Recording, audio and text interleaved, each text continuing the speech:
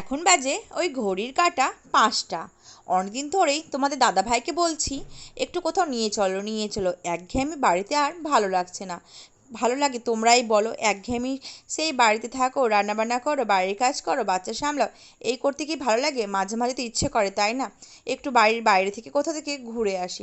তাই জন্য তোমার দাদাভাইকে সকাল থেকে অনেক তেল মারার পরে ফাইনালি তোমার দাদাভাই রাজি হয়েছে আমাকে ঘুরতে নিয়ে যাওয়ার জন্য। তো ঘুরতে আর কোথায় আর দূরে নিয়ে যাবে, এই কাছেই আমাদের গান্ধীঘাটেই নিয়ে যাচ্ছে।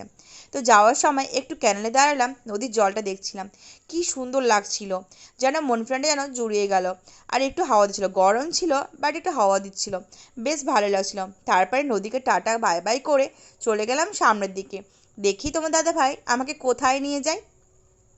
আমার ইচ্ছে ছিল একটু দূরে কোথাও যাব, বাট দূরে তো নিয়ে গেল না, কাছেই নিয়ে গেল। তো কাছে নিয়ে গেল, এটাই আমার কাছে অনেক। তো এই যে তারপর চলে এসেছিলাম আমার এখানে, তো আমরা সামনের দিকে এগিয়েছিলাম আর পাশেই এই মাঠটা হচ্ছে বিমানবন্দর, এখানে বিমান নামে। আমরা যাচ্ছি হচ্ছে লক গেট, তোমার দাদাভাই বললো চলো একটু লক গেট থেকে ঘুরেছি। তো এটা বিমানবন্দর, আর ওই যে সামনে দেখতে পাচ্ছ, হ্যাঁ এটা হচ্ছে গঙ্গা ভবন। এখানে কোনো মন্ত্রী বা কেউ আসতে গেলে এখানে থাকে। তো আমরা যাচ্ছি লক গেট, আর রাস্তা জানো পুরো শুনশান, রাস্তাতে কেউ ছিল না। পুরো সারা রাস্তায় কিছু কিছু মানে দূরে দূরে গিয়ে কয়েকটা হয়তো কেউ ছিল, কিন্তু আদার্স কেউ ছিল না, পুরো শুনশান হয়েছিল। কিন্তু আমরা যে কারণে লক গেট গিয়েছিলাম ঘুরতে, বাট আমরা লক গেটের মধ্যে ঢুকতেই পাইনি, কারণ গেটে তালা দেওয়া ছিল আর কাউকে অ্যালাউ করছিল না ঢোকার জন্য। ভেবেছিলাম লক গেটে যাবো, কিছু রিলস বানাবো, কোনো ছবি তুলবো, বাট কিছুই হয়নি। তাই তোমার দাদাভাইকে বললাম মনের দুঃখে চল একটু বাজার যাই, বাবানের যেহেতু একটা জুতো কেনার আছে তো জুতোটাই কেনা যাক। তার জন্য সেই কথা মতো আমরা বাজার চলে আসলাম। তো এখানে আমরা বাবানের জন্য জুতো দেখছিলাম, ওই যে পিক পিক আওয়াজ করে না জুতোগুলো, ওই জুতোগুলো দেখছিলাম। দেখো ওর তো কিটো শু ওই সব আছে, বাট আমি চাইছিলাম ও এখন নতুন নতুন পা ফেলছে, ঠিক মতো হাঁটতে পারে না, দাঁড়াতে পারে, ধরে ধরে এক দু পা হাঁটতে পারে। তাই ভাবলাম এই আওয়াজগুলো করবে, তাহলে নতুন নতুন পা তো ছোটো ছোটো টুকটুক করে পাটা ফেলবে, মানে ওরও আনন্দ হবে যে কিসে আওয়াজটা হচ্ছে দেখি, এই আনন্দে পা ফেলবে। বাবান তো নতুন জুতো পেয়ে ভীষণ খুশি। তো কালারটা ভেবেছিলাম একটা অন্য কালার নেব, বাট জুতো ওখানে একটাই ছিল, আর অন্য কালার ছিল না। তো জুতোটাই নিয়েছি, জুতোটা কেমন হয়েছে অবশ্যই কিন্তু কমেন্ট করে জানাবে।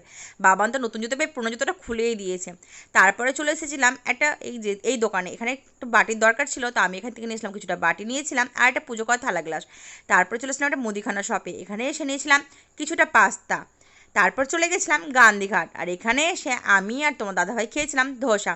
আর আমার এতটা গরম লাগছিল কি বলার কথা না, তোমার দাদাভাইকে বললাম একটু লস্যি বা ঠান্ডা কিছু নিয়ে আসো। তো লস্যি যেহেতু বসেনি, তাই তোমার দাদাভাই আমার জন্য নিতে গেছে আইসক্রিম। আর গান্ধীঘাটে এখনও দেখো সেরকম ভিড় হয়নি, যেহেতু গরমের দিন সবাই ওই সন্ধ্যার দিকটাতেই আসে। তো তোমার দাদা ভাই ওই যে আমার জন্য নিয়ে এসছে আমার ফেভারিট আইসক্রিম, হ্যাঁ আমার চকলেট ফ্লেভারটা ভীষণ ভালো লাগে।